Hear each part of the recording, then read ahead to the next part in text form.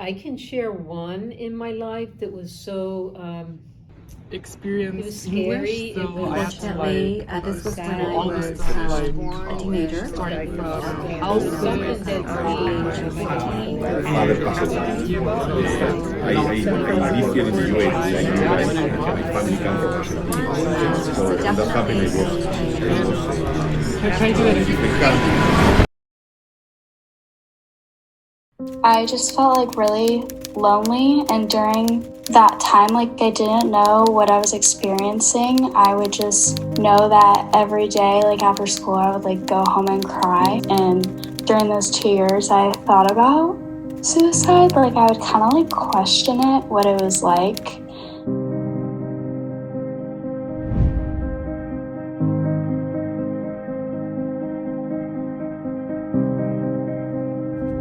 2 weeks ago got declared fully cancer-free. So 5 years ago, 6 years ago, I was diagnosed with cancer, almost stage 4, but I just got tired going through the treatments and all. And I just remember how it felt in my body. Just at the end, it was just like, you just got to sit there and go, okay, what's important? And I just kind of took one day at a time. And I think that's probably the best thing. Don't try to think you could solve it all or get yourself out of something immediately. There's no quick answer.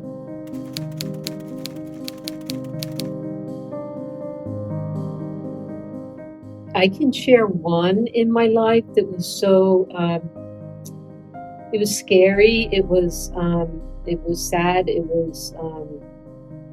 was just something that we, my husband and I, never thought we would experience in our life, and that was several years ago.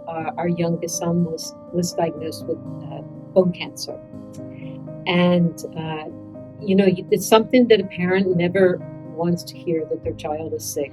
And then, when we got out of the shock, it was faced with the reality, like, how do we handle this? And it was a long journey. And I can tell you, fortunately, he survived it, and he's a working adult right now, and went to university.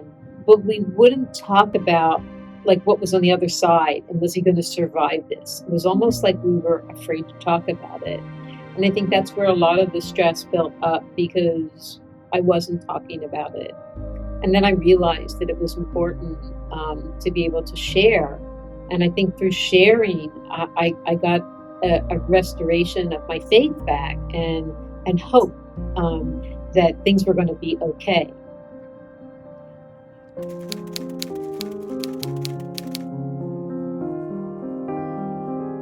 I have, unfortunately, this was when I was a teenager.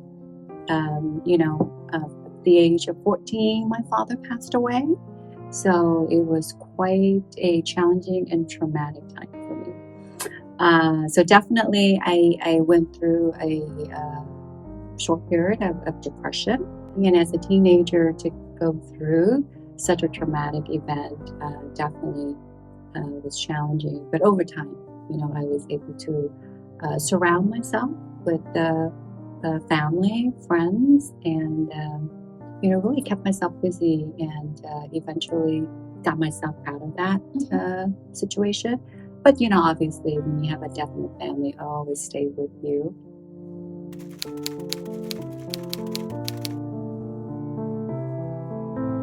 In our family, I'm the one who has like the most experienced English, so I had to like do all the stuff, like starting from houses and cars and all the things at DMV. I had to like support my dad and my mom, and so it was like tough, but I was like a bit proud of myself. I feel like I helped my family to do something great.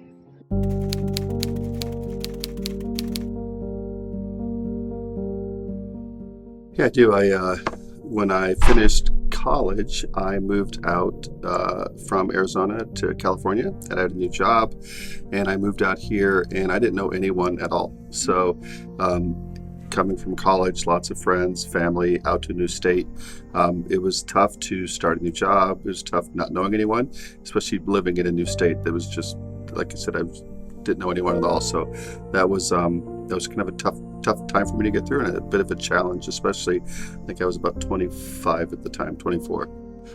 For me, it was really more about trying to get new friends here that were local, and then I leaned into my existing friends as well. Back then it was all on the phone. You could only call them, there wasn't a lot of video or anything, but trying to stay connected to my old friends, but really making an effort to build a new base of friends that were here, that were local.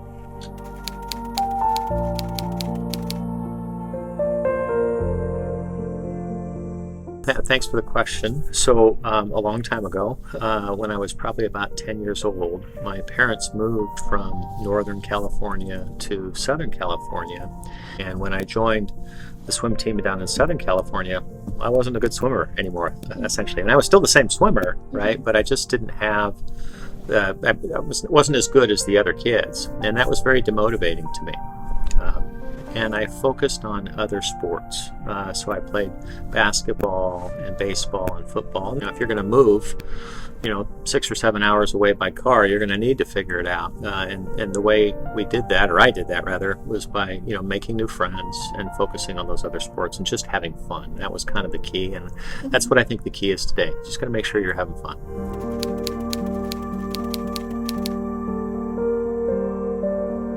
Yes, I have.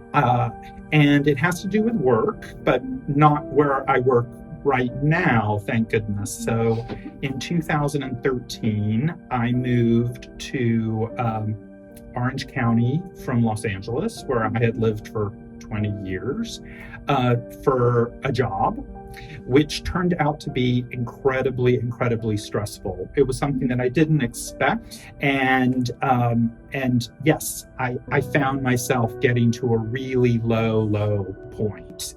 It wasn't until for me, I started with my doctor, and I did have people very close to me that I could speak to, friends that I've known for more than 25 years, family members that are very close to me, but I started with my doctor.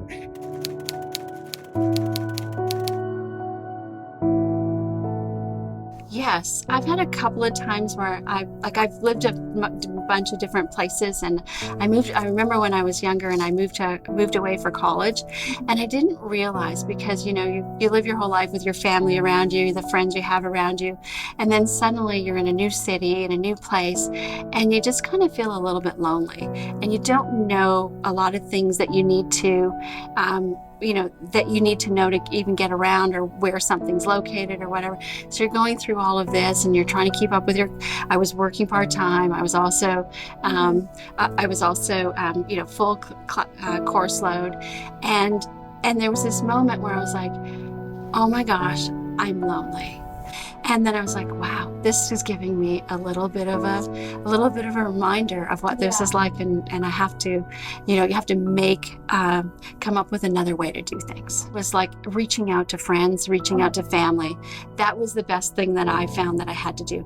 And I also had to do the things that I thought that that made me happy. Like those small things make a difference. Yeah, absolutely. Yeah, just a little bit of that, of connection, makes you feel better.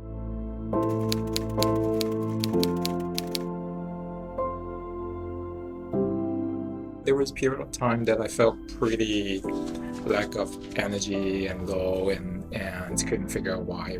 I think getting to realize what caused the issue kind of consumes a specific portions of my time, and then realized that I actually wanted to connect with people but not able to. Calling my friends, they say, hey, how are you guys feeling? It was a little I would say tough in the beginning, because I guess for me it was not that easy, right? It's just say I kind of feel a little abnormal, quote unquote, feeling down, but I don't know how you feel. So that's not how I normally communicate. It's just that by talking to my family, by talking to my friends, I realized, hey, we have the same thing. Yeah. Yeah.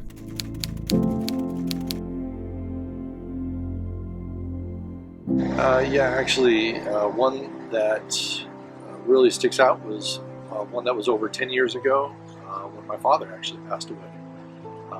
My dad was pretty much the rock of the family that we all depended on. He was always there for us. So when he passed, it was, you start thinking, how are you going to make it through, the rest of life now that your rock is gone. So that, I would say, would probably be the biggest event.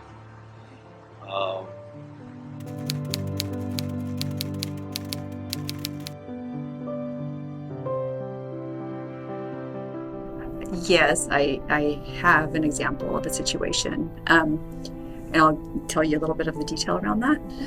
So about 4 years ago, I lost my mom, who was my best friend in life, and she passed away of breast cancer, and it was a terrible conclusion and very, very terrible situation. And I myself I was on the recovery from breast cancer, so losing her to breast cancer, the same disease I faced, was particularly challenging. I didn't seek any professional help, but I thought about my mom and her probably desire to make sure I remain strong for the family. So I kind of used her as my outlet to continue, staying strong, taking care of my life, taking care of her family, and just used her as my inspiration.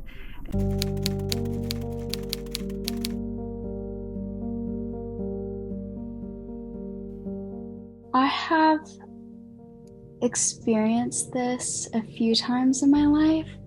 I would say the worst time that I experienced mental health struggles was when I was in 8th grade and during my freshman year of high school. I just felt really lonely, and during that time, I didn't know what I was experiencing. I would just know that every day, after school, I would go home and cry and kind of sulk in sadness, and would think that nobody wanted me in their lives. And during those 2 years, I thought about suicide. I would kind of question it, what it was like, but I always knew deep down, even though I said I'd want to, I always knew deep down that I didn't have what it took, and I'd regret it if I did that.